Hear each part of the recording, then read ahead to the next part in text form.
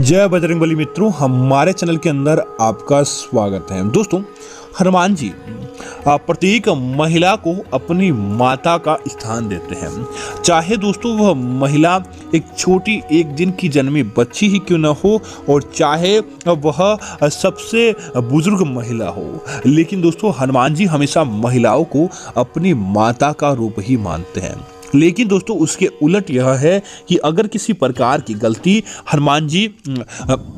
की पूजा के अंदर महिलाओं के द्वारा हो जाती है तो दोस्तों हनुमान जी के क्रोध का भी सामना करना पड़ता है। तो आज हम आपको इस वीडियो के माध्यम से बताने वाले हैं कि अगर आप घर की महिलाएं इस प्रकार की गलती कर लेती है तो दोस्तों हनुमान जी के क्रोध का आपको सामना करना पड़ता है और परिवार के अंदर अपने आप ही हानि देखने को मिलती है। तो दोस्तों कई महिलाएं हमें कमेंट के माध्यम से सवाल करती है कि क्या महिलाएं हनुमान चालीसा का जाप कर सकती है। तो दोस्तों बिल्कुल महिलाएं हनुमान चालीसा का जाप कर सकती है, लेकिन इस बात का आपको जरूर ध्यान रखना चाहिए कि आप मंगलवार के दिन हो या फिर शनिवार के दिन जब भी आप हनुमान चालीसा का जाप करें उस समय सबसे पहले इसी बात का ध्यान रखें, एक तो आप अधूरा नहीं छोड़े, हनुमान चालीसा का जाप हमेशा पूरा करना चाहिए। और दूसरी बात यह है कि अपने मासिक धर्म के समय हनुमान चालीसा का जाप आपको नहीं करना चाहिए, अन्यथा आपको इसका फल प्राप्त नहीं होता और हो सकता है कि हनुमान जी के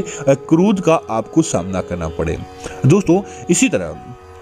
कई महिलाएं कमेंट के अंदर सवाल पूछती है कि क्या मंगलवार के दिन संबंध बनाए जा सकते हैं। तो इस बात का ध्यान रखें, अगर आप मंगलवार का व्रत रखते हैं, मंगलवार की हनुमान जी की पूजा करते हैं और अगर आप हनुमान जी के अंदर अपनी गहरी आस्था रखते हैं तो आपको मंगलवार के दिन का त्याग कर देना चाहिए ताकि किसी प्रकार की आपको परेशानी देखने को नहीं मिले और साथ ही साथ आपके जीवन के अंदर किसी प्रकार का कष्ट नहीं आए। इसी तरह मंगलवार का दिन है और दोस्तों हनुमान जी को समर्पित वार होता है। तो मंगलवार के दिन घर के अंदर दाढ़ी का बाल नाखून काटना, बाल धोना आदि प्रकार का काम भी आपको नहीं करना चाहिए। अगर आप मंगलवार के दिन इस प्रकार का काम करते हैं तो दोस्तों हनुमान जी आपके ऊपर क्रोधित हो जाते हैं और देखते ही देखते आपके घर परिवार के अंदर जो खुशियां होती है वह दुख का कारण बन जाती है और आपके घर परिवार के अंदर हनुमान जी के क्रोध का आपको सामना करना पड़ता है। इसी तरह अगर आप अपने घर के अंदर हनुमान जी की मूर्ति रखते हैं और हनुमान जी की आप नित्य पूजा पाठ करते हैं तो दोस्तों हनुमान जी को अपने घर के अंदर रोजाना सरसों या तिल के तेल का एक दीपक जरूर जलाना चाहिए। लेकिन इस बात का ध्यान रखना चाहिए कि हनुमान जी की पूजा के अंदर जो दीपक आपने काम में लिया है उसे नित्य आपको साफ सफाई करने के बाद इसे दोबारा काम में ले तो हनुमान जी के लिए ही ले या फिर भगवान भोलेनाथ के लिए ले, लेकिन अन्य देवी देवताओं के लिए आपको हनुमान जी का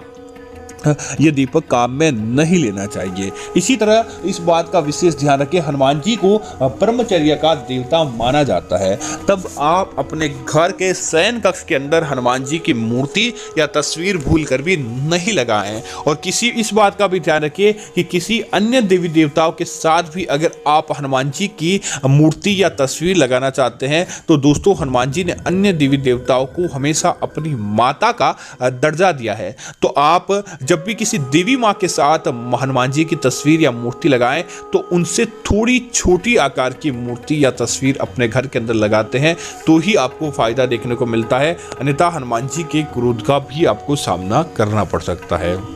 इसी तरह महिलाएं इस बात का जरूर ध्यान रहे कि जब भी आप हनुमान चालीसा का जाप करें,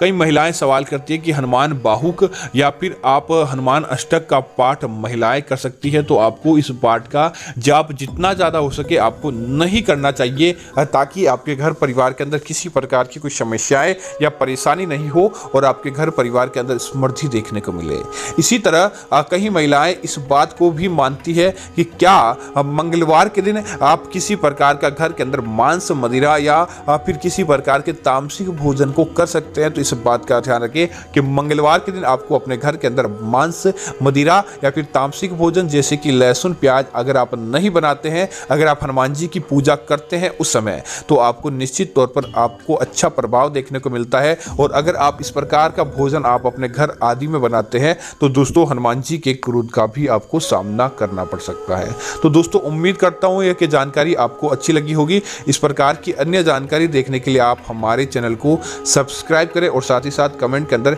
जय बजरंगबली जरूर लिखें ताकि इस प्रकार की जानकारी आपको मिलती रहे। धन्यवाद मित्रों। जय बजरंगबली मित्रों।